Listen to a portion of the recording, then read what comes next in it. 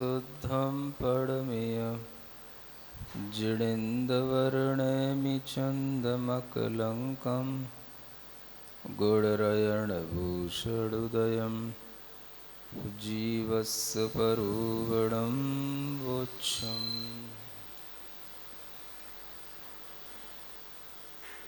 गोमट्ट सार जीवकांड ग्रंथराज के स्वाध्याय में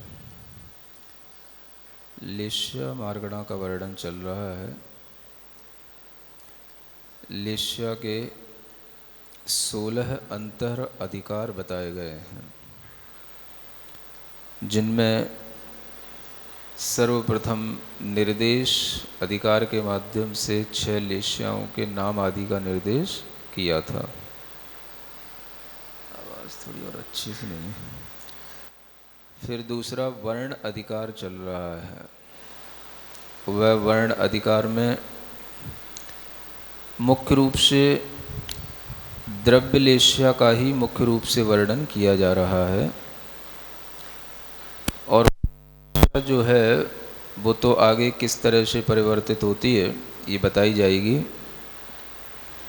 गाथा नंबर 496 कल पढ़ी थी, जिसमें ये कहा गया था कि सभी नारकी कृष्ण लेश्या वाले ही होते हैं।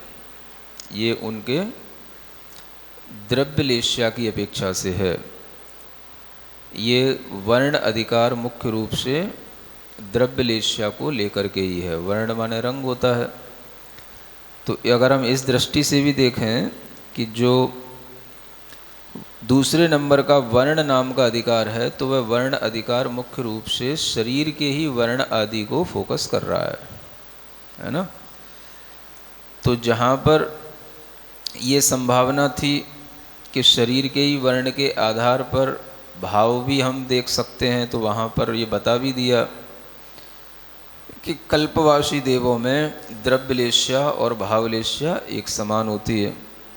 यानी शरीर का जैसा वर्ण होगा वैसा ही उनकी भावों में भी लेश्या होगी। ये बात किसके लिए है? जो 4 प्रकार के देव हैं उनमें से केवल कल्पवासी देवों के लिए है। बाकी के जो शेष 3 प्रकार के देव बचे, भवनत्रिक जिन्हें कहते हैं, मनुष्य गति के जीव और तिर्यंच गति के जीव, तथा जो भी उत्तर शरीर बनाने वाले जीव हैं, तो वो जो उत्तर शरीर बनाएंगे विक्रिया करके, उन सब में 6 प्रकार के वर्ण वाले वो शरीर बना सकते हैं। ऐसा कल बताया था, है ना। कल जो कहा था पहले उसी का ही रिवाइज कर रहे हैं, क्योंकि वर्ण अधिकार यहाँ से शुरू हुआ था और आगे की 2 गाथाओं तक और चल रहा है। तो उस वर्ण अधिकार में फिर हमें भोग भूमि के जीवों का भी ज्ञान दिया गया कि उत्तम भोग भूमि में सूर्य के समान, मध्यम भोग भूमि में चंद्रमा के समान और जघन्य भोग भूमि में हरित वर्ण वाले जीव होते हैं। माने उनके शरीर का वर्ण द्रव्य लेश्या इस तरह की होती है। ये सब पढ़ने के बाद में अभी और कुछ द्रव्य लेश्या के विषय में कहना बाकी है, इसलिए गाथा नंबर 497 पढ़ते हैं। 497। बादर आऊ तेऊ सुक्का तेऊ यकवाऊ कायाणम गोमुत्त मुग्गवन्ना कमसो अवत्त वंडोय, है ना। अब यहाँ पर कहते हैं बादर आऊ तेऊ, यानी बादर जल का एक जीव और बादर तेऊ माने अग्नि का एक जीव। इनके अगर हम वर्ण देखें तो कैसे होते हैं, क्रम से लगाना। सुक्का तेऊय, सुक्का माने शुक्ल और तेज माने वही पीत यानी पीला। तो इससे क्या स्पष्ट हुआ कि जो बादर जल का एक जीव होते हैं उनका वर्ण भी शुक्ल रंग का ही होता है। सुन रहे हैं? जो भी हम जल का सेवन करते हैं, जो हमें जल दिखाई देता है, उसमें जो जल का एक जीव हैं उनका रंग भी, उनका जो शरीर है वह भी शुक्ल वर्ण का ही है। इसलिए जल हमें सफ़ेद दिखाई देता है। ठीक है ना। तो जल का रंग कैसा है? जल का रंग जल का एक जीवों के रंग की तरह सफ़ेद रंग का है। कभी कभी आप लोग बोलते हैं ना कि जल का कोई रंग नहीं होता है ना। ऐसा विज्ञान सिखाता है क्या? देखने में आता है जल का कोई रंग नहीं होता है। बिना रंग के तो कोई चीज़ हम देख ही नहीं सकते हैं। एक पहली बात तो ये है, हम जो कोई भी चीज़ देखते हैं इंद्रियों से, चक्षु इंद्री से जो कुछ भी हम देखेंगे उसका कोई ना कोई रंग तो अवश्य होगा ही, क्योंकि जो चीज़ हम देखेंगे वो सभी पुद्गल के ही स्कंद होंगे और पुद्गल के स्कंदों का कोई ना कोई अपना वर्ण अवश्य उभर करके आएगा ही। कोई ना कोई वर्ण गुण की पर्याय उनकी समझ में आएगी ही। तो इसलिए ये जो कथन है, ये कथन कहीं ना कहीं हम लौकिकता में ऐसा बोल देते हैं, क्योंकि वर्ण जो है मुख्य रूप से जैसे सफ़ेद है तो वो तो बिल्कुल चूने जैसा सफ़ेद होना चाहिए। तो हमें पानी का रंग बिल्कुल चूने जैसा सफ़ेद तो दिखता नहीं है ना। और तरीके का कोई काला हो तो वैसा भी काला नहीं दिखता। अगर दिखता है तो वो काला किसी गंदगी के कारण से हो सकता है या कुछ और हो सकता है। तो ऐसा सोच करके कुछ लोग पानी को रंगहीन कह देते हैं, लेकिन पानी रंगहीन नहीं होता है। पानी का रंग सफ़ेद इसलिए भी हम थोड़ा समझ सकते हैं कि अगर आप कभी पानी का धार देखें, कहीं और टकराए वो पानी की धार, आप कहीं झरने को देखें, झरना जहाँ गिरता है, मुक्तागिरी गए हो है ना, जहाँ पर अपनी दीक्षा हुई है वह मुक्तागिरी स्थान है और उस स्थान पर एक झरना निरंतर बहता रहता है। तो पानी जहाँ टकराता है वहाँ उस स्थान पर आप देखें कि किस तरह से वो बिल्कुल सफ़ेद रंग का झाग के साथ में वो पानी गिरता है। और पानी जहाँ से गिरता हुआ आता है तो वो नीचे आने पर भी वो सफ़ेद रंग का ही दिखता है, और जहाँ से वो उतरता है ऊपर से वहाँ पर भी वो सफ़ेद रंग का ही दिखता है। फिर बहने के बाद में वो भले ही आपको बिल्कुल नॉर्मल दिखाई देने लग जाए, है ना। तो आप देखें कि जब वो पानी अपने समूह के साथ होता है तो हमें उसका रंग बिल्कुल झाग उसका जो है बिल्कुल सफ़ेद ही दिखाई देता है। कभी जबलपुर जाना तो वहाँ पास में एक भेड़ा घाट है ना, वो फुव्वारा वो उस भेड़ा घाट का वो देखना कि किस तरह से उसका जो प्रेशर होता है और वहाँ पर जो है वो सफ़ेद रंग का ही बिल्कुल झकाझक पानी दिखाई देता है। तो हम ये समझ सकते हैं कि वह पानी जब अलग अलग रूप में होता है या यूँ कहें सामान्य रूप में तरलता के साथ बह रहा होता है तब हमें उसका कोई रंग समझ में नहीं आता, लेकिन जब हम उसी को एक फोर्स के साथ किसी स्थान पर हम गिराते हैं तो उसका रंग हमें समझ में आता है। तो रंग जो होता है वही प्रकट हो जाता है, इकट्ठा होने पर वही रंग कंसंट्रेट होकर के वो हमें दिखाई देने लग जाता है। तो इस तरह से हम समझ सकते हैं कि वास्तव में अगर ये शास्त्र में लिखा है कि जल कायिक जीवों की जो द्रव्य लेश्या है उनका जो वर्ण है वो शुक्ल वर्ण का है, तो ये बिल्कुल सही है ना। तो ये हमें समझ के चलना है। तो वैसे भले ही कोई भी गीत गा लो कि पानी का कोई रंग नहीं होता है ना, पानी का कोई मतलब अपना स्वभाव नहीं होता, जिसमें ढालो वैसा ही ढल जाता है ना, नीरंग है निस्तरंग है, ऐसा एक सामान्य से कहना अलग बात है। लेकिन वास्तविक रूप में हम देखें तो ये भी बादर जल कायिक जीवों की ही बात की जा रही है। सूक्ष्म जो जीव होंगे वो तो हमारे ग्रहण करने में आते ही नहीं। सूक्ष्म जो जल कायिक जीव होंगे उनको तो हम पी ही नहीं सकते, वो हमारे ग्रहण करने में नहीं आएंगे, वो ना हमसे बाधित होंगे ना हम उनको बाधित कर सकेंगे। तो ये बादर जल कायिक जीवों का ही ग्रहण करने में आता है और वही जीव हमको दिखाई भी देते हैं, वही हमारे सेवन में भी आते हैं, वही हमें नुकसान या हानि भी या लाभ भी पहुंचाते हैं, है है ना। तो ये बादर जो जल का एक जीवों की लिस्या बताई गई है, ये बहुत ही सही है, इसको ध्यान में रखना है। बादर जल का एक जीवों का वर्ण शुक्ल सफ़ेद रंग का है। और बादर जो अग्नि का एक जीव है इसी तरीके से। अब हम आपसे पूछें अग्नि कैसी होती है, तो आप कहोगे अग्नि लाल होती है। कैसी बोलोगे? समझ में आ रहा है? लेकिन यहाँ क्या कहा जा रहा है, अग्नि का एक जीवों का भी जो वर्ण होता है वह तेज ही होता है। तेजोलेश्या माने पीतलेश्या, तेज शब्द का अर्थ है पीत माने पीला होता है।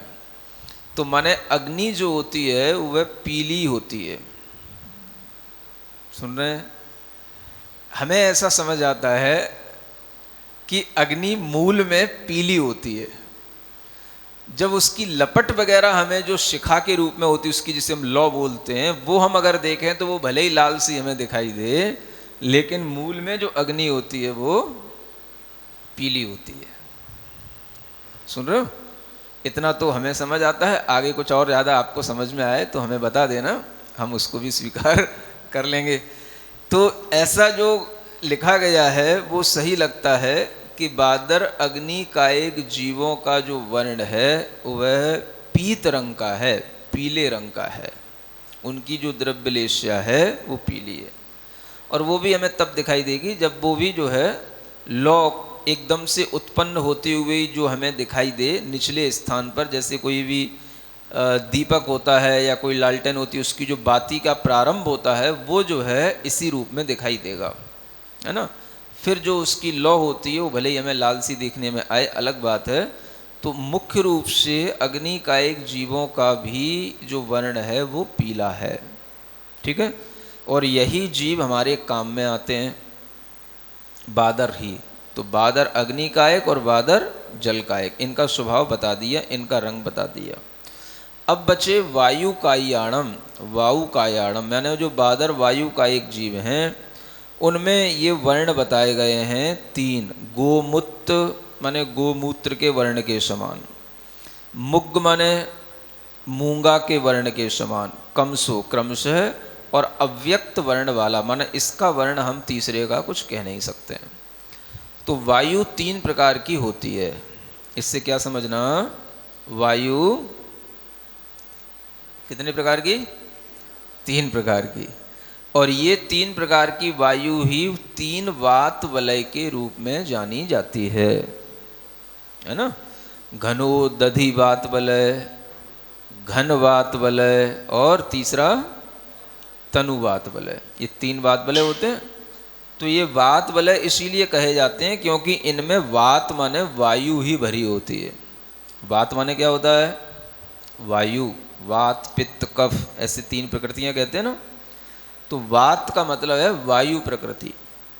तो जो वलय होते हैं उनमें जो घनोदधि वात वलय होगा उसमें जो वायु होगी, वायु का एक जो जीव होंगे उनका जो वर्ण होगा वो कैसा होगा? गोमूत्र के वर्ण के समान होगा, है ना। फिर जो घन, ये तो घनोदधि का हो गया, और घनवात का मूंगे के समान होगा। और तनुवात वलय का वर्ण यहाँ कहा जा रहा है वो अव्यक्त है। अव्यक्त का मतलब स्पष्ट नहीं होता है, किसी रंग का हम उसके लिए कह सकें कि उसका रंग कौन सा है। उसका रंग स्पष्ट रूप से किसी की ना तो उपमा दी जा सकती है उसके लिए, और ना वो कोई भी लाल नीला काला हरा पीला में से कुछ भी स्पष्ट हो पाता है। तो इसका तो रंग अस्पष्ट है, वो यहाँ लिखा हुआ है ना। तो ये जो है अपने को बहुत अच्छी गहरी विज्ञान की बातें हैं, ये समझने योग्य हैं कि वायु भी अपने ढंग से तीन प्रकार की वात वलयों में अलग अलग रूप में भ्रमण करती है ना। और वायु का भी अपना रंग होता है। अब ये जो सामान्य वायु है इसमें कौन प्रकार का वर्ण होता है ये कुछ नहीं कहा जा सकता, है ना। जो कहा गया है वो यहाँ पर घनोदधि, घनवात और तनुवात के बारे में कहा गया है। तो हम भी कुछ नहीं कह सकते हैं, है ना। बाकी के जो कुछ भी शंकाएं रह जाती हैं साक्षात जब आपको गणधर परमेष्ठी मिले, भगवान मिले, तब पूछना। तो थोड़ी शंकाएं कुछ बना करके भी रखो, है ना। समोसरण में क्या पूछोगे जाने के बाद में, तो कुछ चीज़ें पूछना कि हे भगवान, आपने ये तो बताया कि घनोदधि बात वलय, घनवाद वलय, तनुवाद वलय के ये रंग हैं, लेकिन बादर वायु कायक जैसे जल कायकों के आपने रंग बताए, ऐसे जो सामान्य से वायु पवन बहती है, इसका कोई रंग क्या होता है, ये कुछ समझ में नहीं आया। ठीक है ना, तो ये बाद में समझा जाएगा। आगे की गाथा पढ़ते हैं, कुछ और जीवों के बारे में विचार किया जा रहा है। सव्वे सिम सुहुमाणम कावोदा सव्व विग्गहे सुक्का सब्बो मिस्सो देहो कबोद वंडो हवे नियमा। ठीक है, क्या कहते हैं अब यहाँ पर सूक्ष्म जीवों के लिए बताते हैं। सब्बे सिम सुहुमाणम, सभी जो सूक्ष्म जीव हैं वो काबोदा माने कापोत वर्ण वाले होते हैं। सभी सूक्ष्म जीव, सूक्ष्म जीव कौन कौन से, बताओ कौन कौन से इंद्रिय वाले सूक्ष्म जीव होते हैं। 2 इंद्रिय में सूक्ष्म जीव कौन से होते हैं, बताओ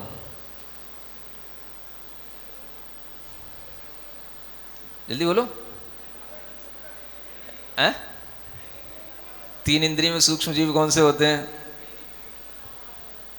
मुड़ी हिला रहे हो, होते नहीं है क्या, सूक्ष्म जीव नहीं होते। 2 इंद्रिय 3 इंद्रिय जो छोटे छोटे से हैं, बोलो कितने लोग बता रहे हैं कि 2 इंद्रिय 3 इंद्रिय में छोटे छोटे सूक्ष्म जीव होते हैं। कितने लोग स्वीकार करते हैं, नहीं कर रहे, मतलब कुछ सीख रखा है पहले से, इसका मतलब है। तो क्या समझना, सूक्ष्म और बादर का भेद केवल एक इंद्रिय जीवों में ही होता है ना। आगे आगे पढ़ तो जा रहे हो, बहुत बड़ी बड़ी मार्गणाएं, पीछे का भी ध्यान रखो जो बताया गया है। ये सब पहले इंद्रिय काय मार्गणाओं में बताया जा चुका है। तो सूक्ष्म जीव जो होते हैं वो कौन कौन से हो सकेंगे, सूक्ष्म त्रस्तु नहीं होंगे तो कौन होंगे, 5 ही स्थावरों में सूक्ष्म जीव होंगे। सुन रहे हैं, ये धारणा अच्छे ढंग से बना के रखो। तो सूक्ष्म पृथ्वी का एक होंगे, सूक्ष्म जल का एक होंगे, सूक्ष्म अग्नि का एक होंगे, सूक्ष्म वायु का एक होंगे और सूक्ष्म वनस्पति का एक होंगे। अब ये वो जीव हैं जो ना तो हमारे लिए कोई बाधा पहुंचाते हैं, ना हम इन्हें कभी भी बाधा पहुंचा सकते हैं, है ना। इन्हें किसी आधार पर भी रहने की ज़रूरत नहीं होती है, सर्वत्र ये भरे हुए रहते हैं। तो ऐसे इन सूक्ष्म जीवों को हम कभी भी अपनी आँखों से तो देख नहीं सकते। तो भगवान ने जो अपने केवल ज्ञान में इन सूक्ष्म जीवों के भी वर्ण देखे, इनके शरीरों के जो वर्ण हैं, कि सभी सूक्ष्म जीवों के जो वर्ण हैं वो सब कापोत वर्ण वाले हैं, है ना। कबूतर की तरह भूरे रंग की लेश्या वाले हैं। ये सभी जो है एक ही लेश्या वाले, एक ही वर्ण वाले होते हैं। माने सभी सूक्ष्म जीवों का एक वर्ण निश्चित हो जाता है। जैसे सभी नारकी जीवों का एक ही वर्ण है कृष्ण वर्ण, वैसे ही सभी सूक्ष्म जीवों का एक ही वर्ण है कापोत वर्ण। ठीक है ना, अच्छी चीज़ें हैं, याद रखने लायक भी हैं, है ना। और हम इसको अपने श्रुत ज्ञान के माध्यम से उन सूक्ष्म जीवों को इस तरह के रंग में देख सकते हैं, समझ सकते हैं। फिर आगे कहते हैं, देखो सब विग्रहे सुक्का, है ना। जितने भी विग्रह गति में जीव गमन करते हैं, एक गति से दूसरी गति में जाते समय पर आकाश में श्रेणी में जो उन जीवों का गमन होता है, उस समय पर उनके जीव के जो वर्ण होंगे, समझे ना। अब वहाँ शरीर तो होता नहीं, तो वर्ण कैसे होगा, पूछो, कुछ पूछते तो ही नहीं, तुम लोग सुनते रहते हो, नहीं समझे। जो भी ये विग्रह गति में जीव होंगे तो उनका कोई ना कोई वहाँ शरीर होता है ना, क्या शरीर होगा? तेजस शरीर है, कार्मण शरीर है, तो इन शरीरों का भी तो कोई मिलजुल करके रंग बनेगा, है ना।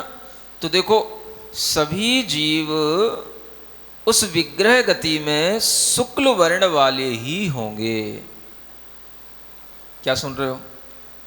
कितनी अच्छी बात है और विचित्र बात है कि अगर कोई जीव नरक में भी जा रहा है तो नरक में जाते समय विग्रह गति में तो शुक्ल वर्ण वाला होगा, है ना, और नरक में पहुंचते ही उसकी लिस्या बदल जाएगी और फिर जब शरीर बन जाएगा तब तो नियम से काला हो ही जाएगा, है। हाँ, पर्याप्तियां पूर्ण होने पर, वो तो केवल नारकी के लिए उदाहरण देके बता रहे हैं। लेकिन कोई भी जीव जो विग्रह गति में है वह हमेशा शुक्ल वर्ण के साथ ही होगा। मतलब आत्मा की लेश्या नहीं है वो, भाव लेश्या नहीं है वो। नहीं तो ये समझ लो कि विग्रह गति में माने मरने के बाद सबके भाव बिल्कुल शुभ्र हो जाते हैं, शुक्ल हो जाते हैं, सबकी लेश्या शुक्ल लेश्या हो जाती है, ऐसा नहीं है। वो देह का ही वर्ण बताया जा रहा है ना। विग्रह गति में जो तेजस और कार्मण शरीर हमारी आत्मा से जुड़ा है, तो वो जो कर्म के परमाणुओं का और तेजस शरीर के परमाणुओं का जो मिलकर के केवल जो उनका रंग दिखाई देगा, वो जो है विग्रह गति में उस समय पर कैसा होगा? वो केवल वो जो रंग है विग्रह गति में उस जीव का, वो शुक्ल वर्ण का ही होगा, है ना। और फिर सब्बो मिश्रो देहो कबोध वंडो हवे नीमा। अब देखो जो मिश्र देह वाले हैं, मिश्र देह का मतलब हो गया जब तक उस जीव की, अब जो विग्रह गति का जीव है वही जीव जब जहाँ जिस गति में उत्पन्न होगा तो एक अंतर मुहूर्त तक, जब तक कि उसकी शरीर पर्याप्ति पूर्ण नहीं जब हो जाती, वह मिश्र कहलाएगा। अपर्याप्त भी कहलाता, जिसे बोलते निर्वृत्त पर्याप्तक, है ना। तो उस समय पर वह कपोत वर्ण वाला होगा वो, यानी शुक्ल वर्ण से वह जैसे ही औदारिक मिश्र का योग हुआ, वैक्रियक मिश्र का योग हुआ, तो उस मिश्र का योग के कारण से उसका जो वर्ण हो जाएगा वो कपोत वर्ण का हो जाएगा, है ना। मतलब शुक्ल वर्ण तब तक रहेगा जब तक विग्रह गति में है, और जैसे ही वो उस स्थान पर जन्म लेगा तो वहाँ पर उसकी लेश्या, उसका वर्ण कैसा हो जाएगा? कपोत वर्ण का। और फिर वो पर्याप्त होने के बाद में उसका वर्ण फिर बदल जाएगा। तो ये मिश्र देह के लिए कहा जा रहा है कपोत वर्ण, है ना। तो इस तरह से ये जो नियम बताए गए हैं जीवों के वर्ण के लिए, ये ध्यान रखने योग्य हैं, और इस तरह से यहाँ पर ये वर्ण अधिकार भी पूर्ण हो जाता है। जो 16 अधिकार बताए जा रहे थे उनमें से एक निर्देश हो गया, दूसरा वर्ण है, और तीसरा परिणाम अधिकार आने वाला है। तीसरा अधिकार परिणाम, है ना। तो जो परिणाम होते हैं वो कैसे होते हैं उनको बताने के लिए अब आगे ये तीसरे अधिकार में लगभग 5 गाथाओं में परिणाम अधिकार चलेगा। लोगाणम असंख्येजा उदयट्ठाणा कसायगा होन्ति तत्थ किलिट्ठा असुहा सुहा विशुद्धा तदा लावा। कहते हैं लोगाणम असंख्येजा, यानी असंख्यात लोक प्रमाण, है ना। उदयट्ठाणा, उदय स्थान होते हैं, कसायगा, कसाय जनित, है, यानी कसायों से उत्पन्न होने वाले या कसायों के उदय स्थान कितने होते हैं?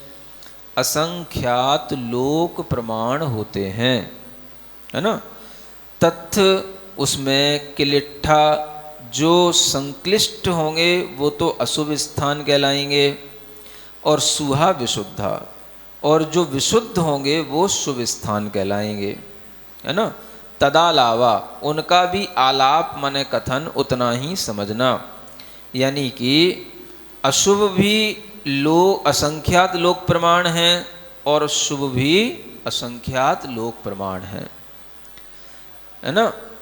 असंख्यात लोक प्रमाण यह जो उदय स्थान है इन्हीं से संक्लेश और विशुद्धियों का निर्धारण होता है।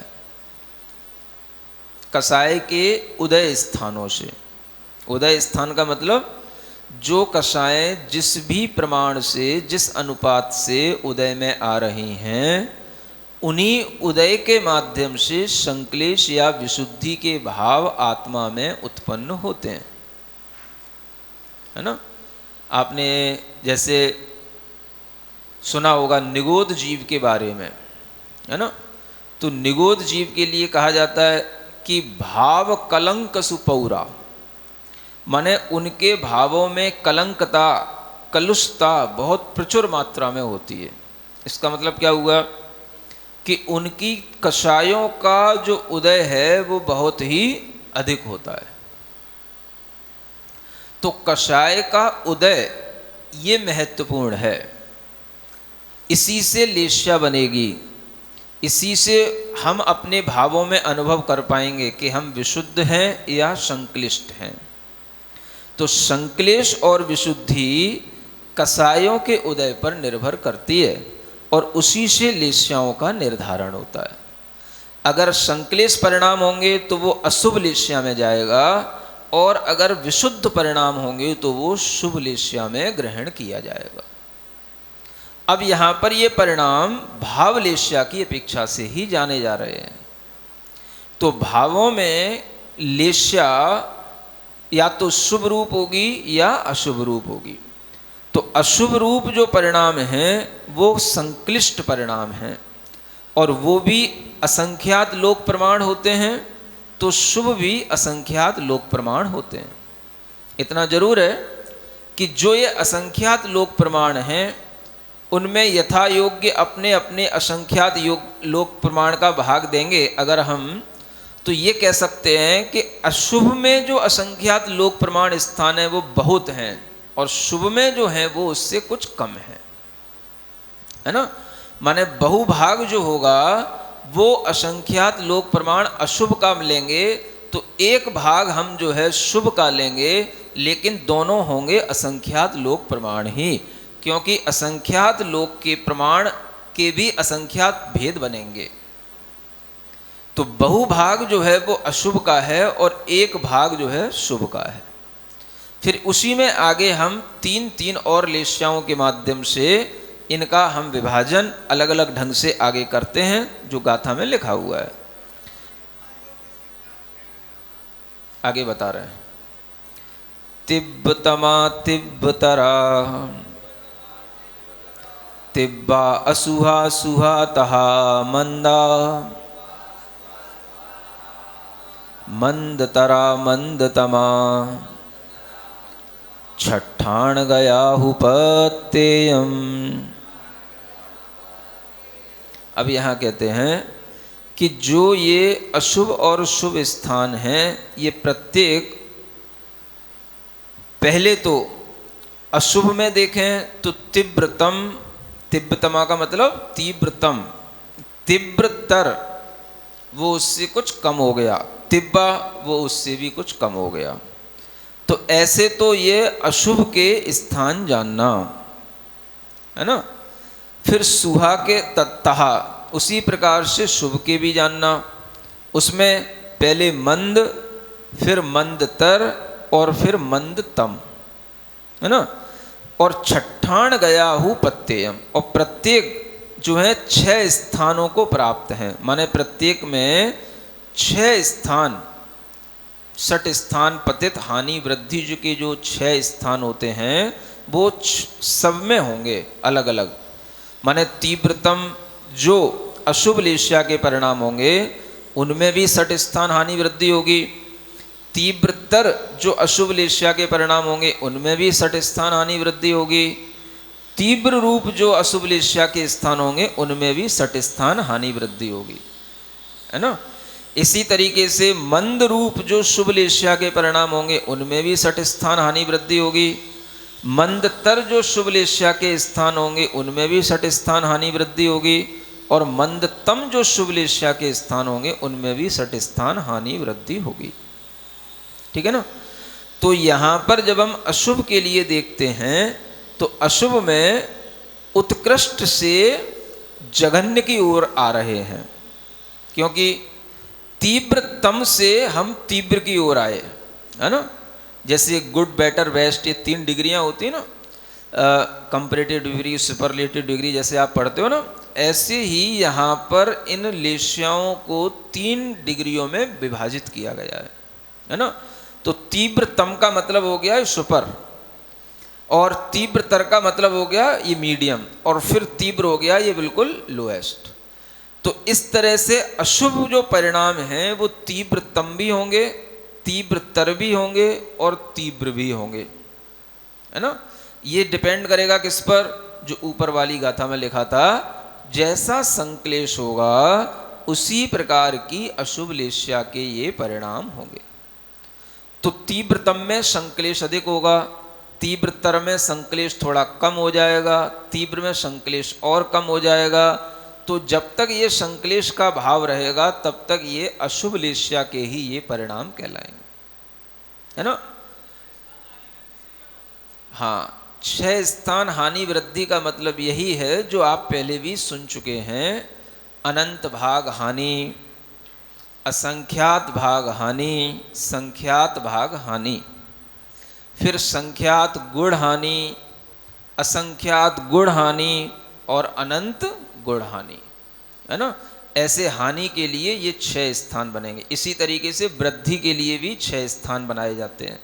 तो इस तरह से प्रत्येक इन विभाजनों में जो भेद किए गए हैं, प्रत्येक भेद में ये 6 स्थानगत ये भेद बनेंगे, है ना। मतलब जो हानियां हो रही हैं वो भी 6 रूप होंगी और वृद्धियां हो रही हैं वो भी 6 रूप होंगी। तो इस तरह के ये हानि और वृद्धि के परिणाम अशुभ लेस्या में उत्कृष्ट से जघन्य की ओर होते हैं, और जो शुभ लेस्या है तो उसमें हमें जघन्य से उत्कृष्ट की ओर ले जा करके दिखाया है ना। मतलब शुभ लेस्या मंद, फिर शुभ लेस्या में मंदतर, और फिर शुभ लेस्या में मंदतम। तो इसका मतलब क्या हो गया कि जब शुभ लेस्या होगी तो मंद में माने विशुद्धि कम होगी, मंद विशुद्धि वाले भी शुभ लेस्या के परिणाम होंगे। फिर मंदतर माने और अधिक उसकी विशुद्धि बढ़ गई तो भी शुभ लेस्या के परिणाम होंगे, और मंदतम और विशुद्धि बढ़ गई तो वह मंदतम भी विशुद्धि वाले भी परिणाम होंगे, है ना।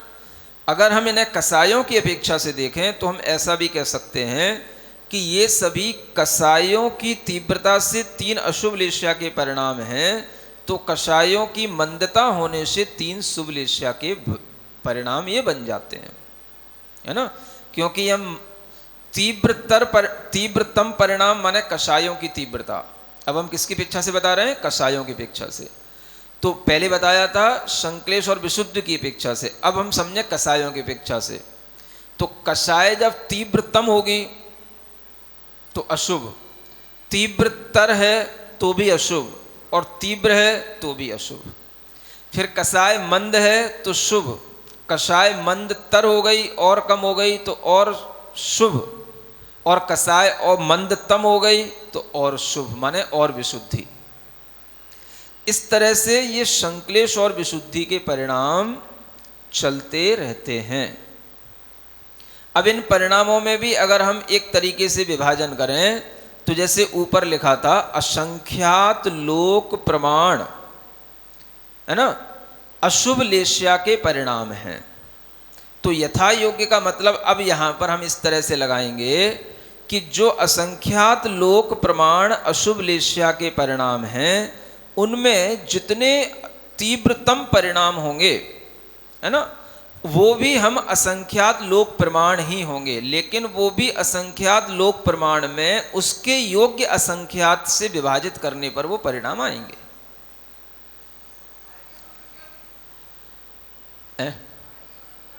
तो असंख्यात लोक प्रमाण में असंख्यात का गुणा भाग असंख्यात में करोगे असंख्यात ही रहेगा, सीधी सी बात है ना। अनंत का गुणा भाग अनंत में करोगे अनंत रहेगा, और संख्यात का गुणा भाग संख्यात में करोगे तो संख्यात रहेगा, सीधा सीधा मैथमेटिक्स है। तो इसी तरीके से असंख्यात लोक प्रमाण मान लो परिणाम है, उनमें से बहुभाग परिणाम मान लो तीव्रतम है, तो एक भाग क्या हो गए, जो बचे रह गए वो अलग रह गए। फिर हमने क्या किया, वो भी एक भाग भी असंख्यात लोक प्रमाण है, और जो बहुभाग हैं वो भी असंख्यात लोक प्रमाण है। अब जो एक भाग बचा उसमें भी फिर हमने असंख्यात लोक प्रमाण असंख्यात लोक का हम भाग देंगे जो उसके योग्य होगा, तो उसमें जो बहुभाग आएगा वो बहुभाग तीव्रतर के लिए हो जाएगा, और एक जो बचा रह गया वो हम अभी रखेंगे, फिर उसमें फिर से हम यथा योग्य असंख्यात लोक का भाग देंगे, उसमें जो बहुभाग आएगा वो हमारे लिए तीव्र के लिए हो जाएगा, है ना। इसी तरीके से हम मंदतर के लिए भी मंद मंदतर मंदतम के लिए भी समझ लेंगे, यानी कि असंख्यात लोक प्रमाण परिणाम तो सभी के रूप ये सभी भेदों में बने रहेंगे, इस तरह से आपको जान लेना है ना। फिर एक गाथा और पढ़ते हैं, क्या कहते हैं आगे, असुहाणम वरमध्यम अवरंसे किन्न नीलकाउतिये परिणमदिकमेणप्पा परिहाणी दो किलेसस।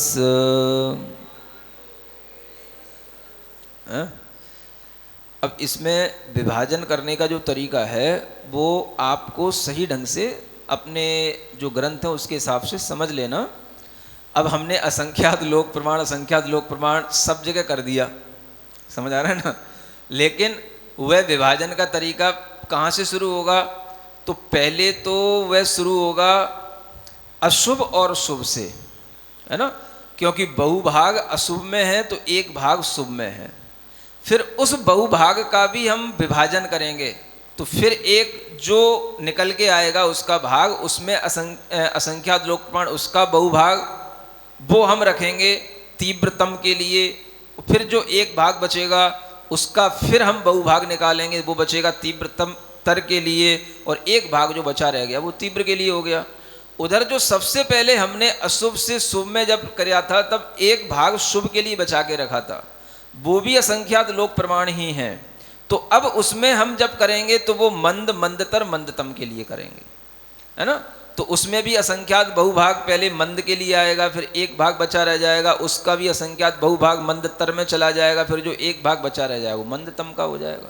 ऐसे करके आप इसको व्यवस्थित ढंग से ग्रंथ के हिसाब से जान लेना, है ना।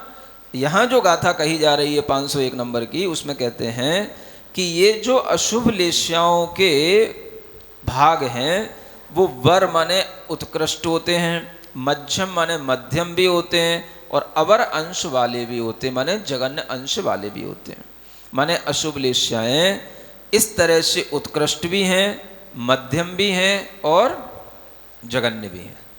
किन्न नील काउत, ये है ना, कृष्ण लेश्या, नील लेश्या और कापोत, इन तीन लेश्याओं में ऐसा कहा जा रहा है। परिणमदि कमेण अप्पा, आत्मा क्रम से इनमें परिणमन करता है।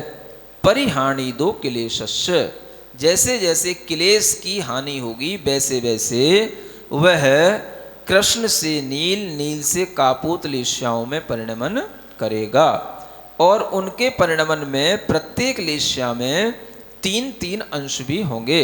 माने कृष्ण लेश्या का उत्कृष्ट अंश, कृष्ण लेश्या का मध्यम अंश और कृष्ण लेश्या का जघन्य अंश। इसमें भी कृष्ण लेश्या में भी संक्लेश की हानि से ही ये इस तरह से होगा, नहीं समझे। कृष्ण लेश्या में भी तीन प्रकार की क्वालिटी बनाई गई है, तो वह कृष्ण लेश्या में तीन प्रकार की क्वालिटी कैसे बनेगी, संक्लेश परिणामों की हानि से, है ना। तो संक्लेश परिणाम तीन प्रकार के कृष्ण लेश्या में बनेंगे, एक तो उत्कृष्ट रूप, एक मध्यम रूप और एक जघन्य रूप, ठीक बात।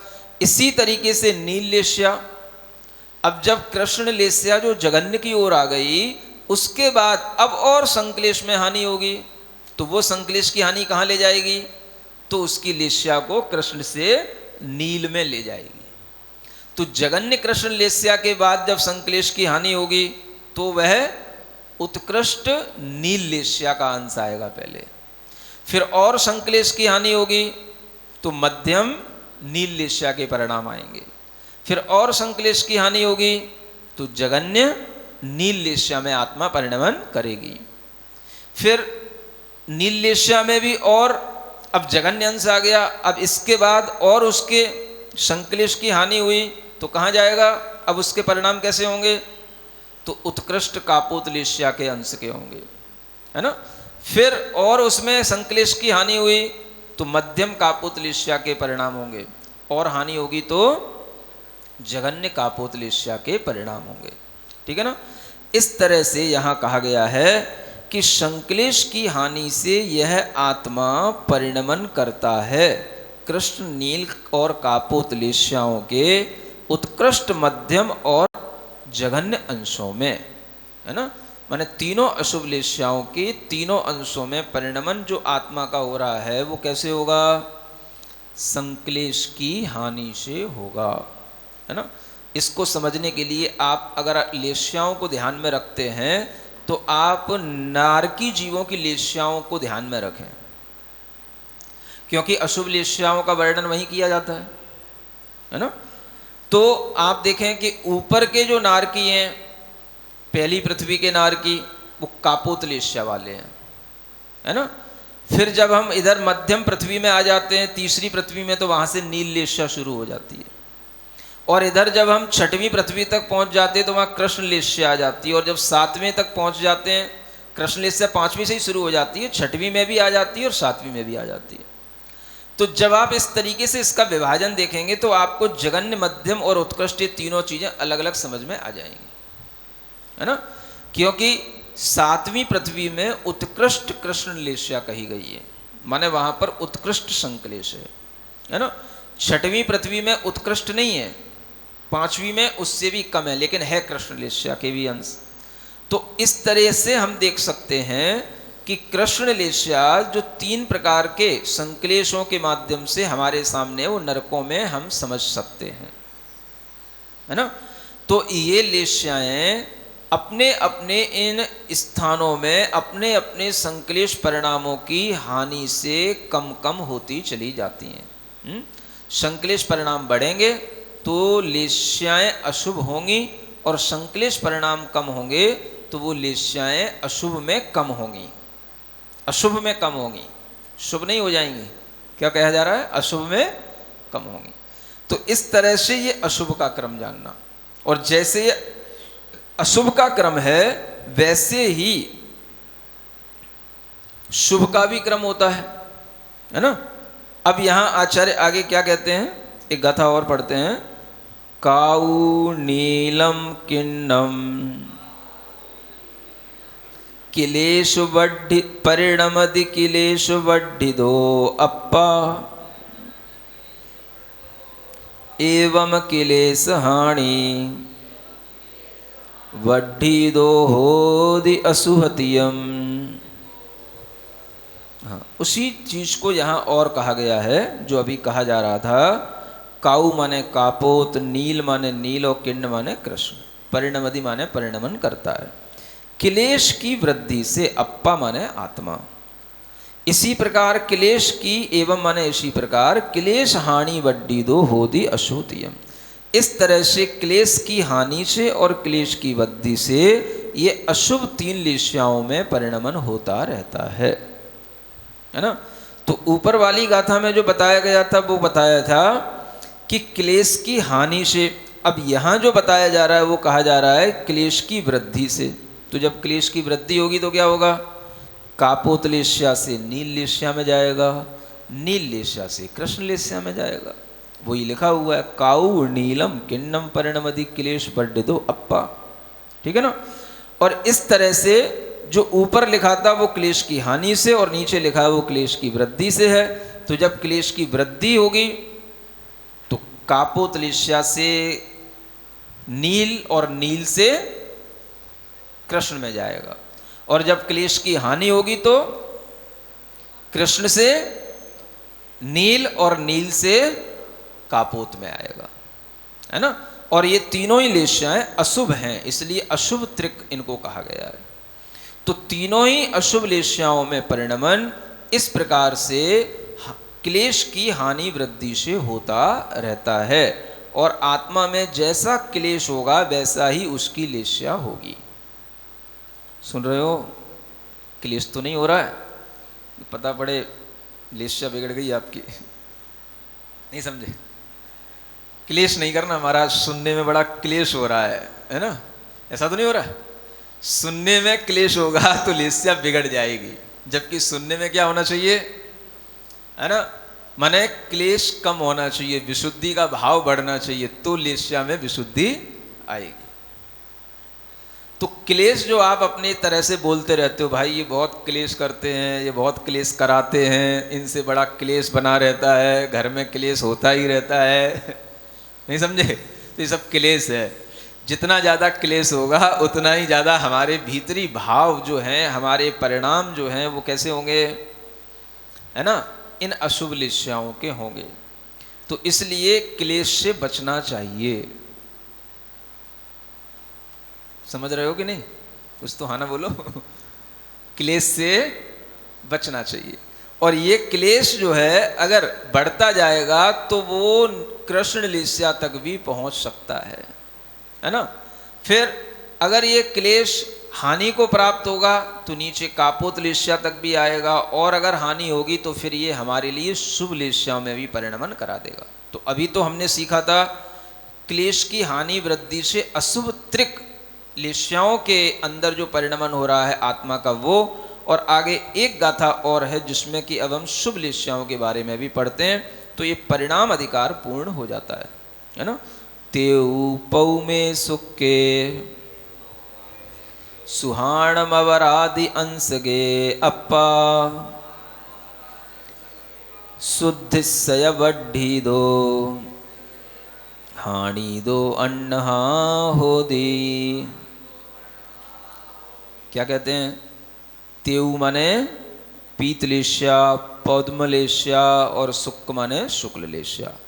सुहाणम, ये इनमें शुभों की ये तीन शुभ लेश्याएं हैं। इन शुभ लेश्याओं में भी अवर आदि अंशगे, अवर माने जघन्य को आदि लेकर के हम अंश इनके आगे आगे बनाते जाएंगे, जघन्य अंश, मध्यम अंश और उत्कृष्ट अंश। तो उनमें जो अप्पा माने आत्मा है वो शुद्धि से वड्ढी दो, वह शुद्धि की वृद्धि से वह आत्मा इनके जघन्य से मध्यम और मध्यम से उत्कृष्ट अंश में परिणमन कर जाएगा। यानी कि विशुद्धि से आत्मा में पीतलेश्या, फिर पीतलेश्या की और विशुद्धि से वह पद्मलेश्या, और पद्मलेश्या से भी वो शुक्ल लेश्या में परिणमन कर जाएगा। और इन प्रत्येक लेश्याओं में भी ये सब के भी तीन तीन अंश जानना, माने पीतलेश्या का भी जघन्य अंश होता है, मध्यम अंश भी होता है और उत्कृष्ट अंश भी होता है। पद्मलेश्या का भी जघन्य अंश, मध्यम अंश और उत्कृष्ट अंश। शुक्ल लेश्या का भी जघन्य अंश, मध्यम अंश और उत्कृष्ट अंश। तो देवों में जो लेश्याओं का वर्णन किया जाता है तो उसमें इन सब अंशों का आधार लेकर के उसका वर्गीकरण किया जाता है ना। इसलिए सर्वार सिद्धि के देवों में परम शुक्ल लेश्या वहाँ पर, वह शुक्ल लेश्या वहाँ बताई जाती है ना। और इधर जो है आनत आदि स्वर्गों से लेकर के शुक्ल लेश्या प्रारंभ होती है, उससे पहले वो पीत लेश्या रहती है। तो इस तरह से पीत लेश्या के उत्कृष्ट अंश भी ऊपर के स्वर्गों में होते हैं, है ना। जघन्य अंश जो मिलेंगे वो आपको, जैसे अगर हम शुभ लेश्याएं भवनत्रिक आदि में कहते हैं तो ये सौधर्म आदि में भी सब ये एक तरह से जघन्य अंश वाले हैं। फिर और ऊपर बढ़ेंगे तो मध्यम अंश पीत लेश्या के, फिर और उत्कृष्ट अंश, इस तरीके से चलेगा। तो जैसे जैसे कसायों की कमी होगी विशुद्धि बढ़ेगी, विशुद्धि के बढ़ने पर यह तेज लेश्या में परिणमन होगा। फिर इसके जघन्य आदि अंश होंगे, तो पहले तेज लेश्या का जघन्य अंश आएगा, फिर मध्यम आएगा, फिर उत्कृष्ट तेजोलेश्या हो जाएगी, फिर उसके बाद में पद्मलेश्या का जघन्य, फिर मध्यम, फिर उत्कृष्ट, और इसी तरह से शुक्लेश्या का जघन्य, मध्यम, उत्कृष्ट। हानि दो अन्नहा होती। जब हम विशुद्धि की हानि करेंगे तो फिर उल्टा परिणमन होने लगेगा। अन्यथा का मतलब अन्य प्रकार से, माने विपरीत तरीके से वो परिणमन हो जाएगा, है ना। तो शुक्लेश्या पहुंचने के बाद में अगर विशुद्धि की फिर हानि होती है तो वह शुक्लेश्या से अपने उत्कृष्ट अंश से मध्यम में आएगा, मध्यम से जघन्य में आएगा, और फिर जघन्य से पद्मलेश्या में भी आ जाएगा, है ना। और विशुद्धि की हानि होगी तो फिर इसी तरीके से पद्म के भी उत्कृष्ट से मध्यम में, मध्यम से जघन्य में आकर के वह तेजोलेश्या के उत्कृष्ट अंश में आ जाएगा। फिर और विशुद्धि की हानि होगी तो तेजोलेश्या के उत्कृष्ट अंश से मध्यम में, और मध्यम से जघन्य में आ जाएगा। इस तरह से यह परिणाम हमारे लेश्याओं के ये बदलते बिगड़ते रहते हैं, जो कि संक्लेश और विशुद्धि के आधार से बनते और बिगड़ते हैं। ठीक है ना।